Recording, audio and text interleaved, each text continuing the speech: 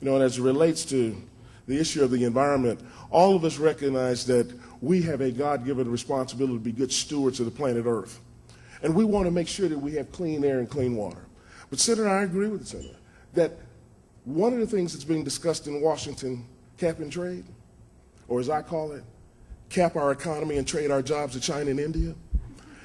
You know, the president said during the election that under his plan, electricity prices would skyrocket. Those were his words. When you look at, there may be some unsettling of the conversation about the science of climate change.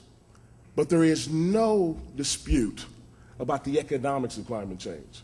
Groups as wide and diverse as the Brookings Institute on the left, the Heritage Foundation on the right, Black Chamber of Commerce in the middle have all said that cap and trade would reduce GDP, eliminate jobs, and lighten our pocketbooks.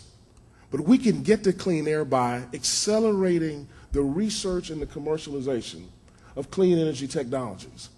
In Texas, we've gone about the business of encouraging the development of clean coal technologies. The legislation this past session passed a bill that says that if one builds a power plant using coal, and coal has to be part of the power mix of Texas and America, and can get reduced emissions, capture CO2, use some of that CO2 for enhanced oil recovery, they'll get a significant prize and a credit against the margins tax. We ought to be advancing the research of the nuclear fuel cycle so that nuclear power becomes part of the energy mix of Texas and America, because it's cheaper to make power from the nukes than other fuel sources. We ought to make sure that we go about the business not only of expanding the utilization of natural gas for power and clean coal and the nuclear power, but also solving the challenges with wind where we lead the nation. We can do this by recognizing the test, by recognizing we don't have to make a choice between regulation and taxation, litigation on the one side. We can do it by innovation and incentives on the other. Thank you.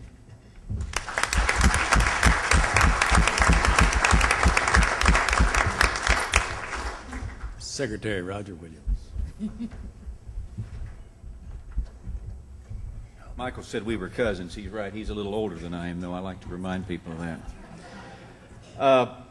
There's a lot of issues in this race, and we've covered a lot of them tonight. But I want to, as I touched on earlier, and I'll be brief on it, but I want to remind everybody we constantly have to do this. This economy, if we don't get this economy going, a lot of things aren't going to happen. We have to lower taxes. We have to empower individuals, and we have to be able to create jobs through people being able to make profits and be able to expand. And small business must be able to see that they can grow, and that's so important. Lowering taxes, freezing spending, begin to get our economy on the uptick. Now, with that being said, being a small business owner, as I've said, one of the issues we've had to do for 38 years is supply health care for our employees. We started out, we used to supply 100% of our health care. Now we're down to paying 60% because it's so costly. We've raised the deductible so high that just to have it, nobody can pay it. What we've got to do with health care is we've got to transfer that ownership into the ownership of the individual person. Individual people, we need to own our own policy. We need to be able to shop across state lines. You know, the government talks about they're going to have a government component so they can create competition. There's 3,000 insurance companies out there just waiting to compete for us. We don't need a government component.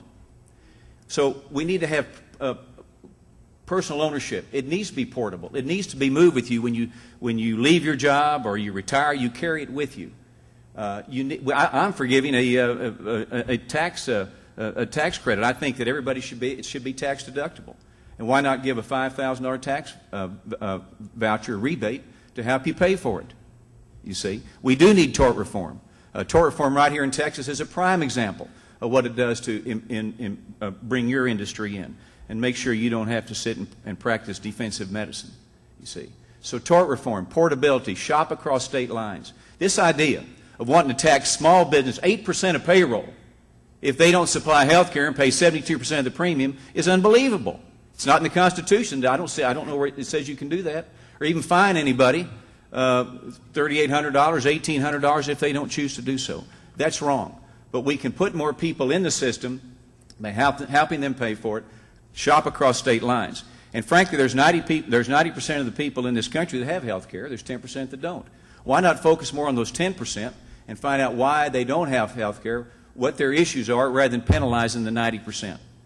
And the idea of reducing waste, fraud, and abuse, $500 billion in Medicare to help pay for all this is unbelievable. What does the government know about waste, fraud, and abuse?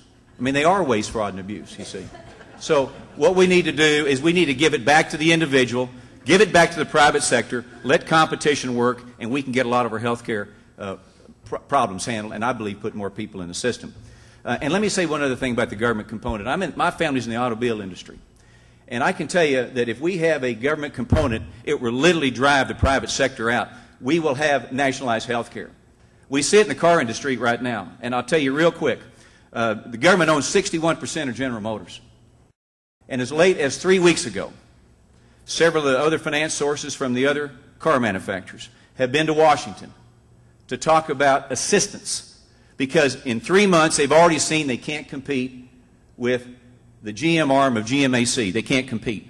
That's just a prime example of what happens when you get the government involved for competition. It drives competition out. We can't let that happen in health care. I'll stand firm against that. The other issue I want to talk about briefly is immigration security. The issues when you go around Texas are the economy, health care, and immigration. But we've got to address this. This current administration is not addressing it. And we've got to be able to secure our borders. It's important. And I tell people that when I was Secretary of State, that's one of the roles I had, was overseeing the border issues. And we've got to secure our border, number one, not necessarily to protect the persons coming up here to create a job for their family to work on the roof or whatever. We've got to secure our borders, if not for any reason, because we have people coming between the ports. They're not coming over here to get a job. They're coming from other countries, and they're coming over here to hurt us. And we saw that just recently in Dallas, where we captured a young man who tried to blow up Fountain Square. He actually thought he was going to do it. He pushed the button.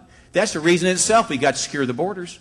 So we got to secure the borders. We think we have about 6 million undocumented here. We don't know who's here. We have to identify who is here. So we got to secure the border. I'm not necessarily a fence man, but I am a boot on the ground guy. I think we need to have people doing business with people. We need to put more boots on the ground, secure the borders first, and then I think what we need to do to the undocumented is we need to say, look, we're not mad at you. We want to help you realize the dream. Between now and, say, 190 days from now, if you live in Dallas County, you go to the Dallas County Courthouse. We're going to have some people there. They're not going to arrest you. They're not going to take you back to Mexico, but we need to know who you are. We need to know where you are, who you are, where you work. What do you want? Guest worker status? You want citizenship? What do you want? And then I'm going to ask you to go to the back of the line. I want you to pay your fees. And I will make a promise to you. If you do all that, I will move the system faster. It does take too long to be a citizen. And we need to begin that process. And the third thing we've got to do is make it easier, not harder, on small businesses and all businesses to know who they're hiring. Right now, there's some people in the administration that want to rush into business. They want to embarrass them. They want to arrest everybody they can. The problem is the federal government has done a very poor job in helping business identify who is what. Most companies, there's 98% of the businesses in Texas are small businesses. They don't have HR people. So when people come to be hired, you look at the documents. You don't know if they're forged or not. You put them to work. The federal government, we got e-verification right now that is kind of working, but it's kind of breaking down right now because of Social Security numbers problems. So we've got to come up with a better way, and the federal government needs to do that to help small business. Then if they don't play the game, then we can come down on them. And then fourth, we've got to help Mexico create an economy. That's the total fix. When you got a $2 a day minimum wage over there, people are going to come over here. But we got to help them create an economy. And right now, President Calderon is willing to talk to America about creating an economy and creating a job structure down there. That is a way, and that's a realistic approach. The idea of taking everybody back, and it's not realistic. We got to understand the realistic approach, and we need the jobs. And if these people want to realize the dream, they can realize the dream. The last thing is, real quick, foreign policy. We must be strong. America is the last great hope in the world today. Cover that in your last. You got it, and I'll do it. Thank you.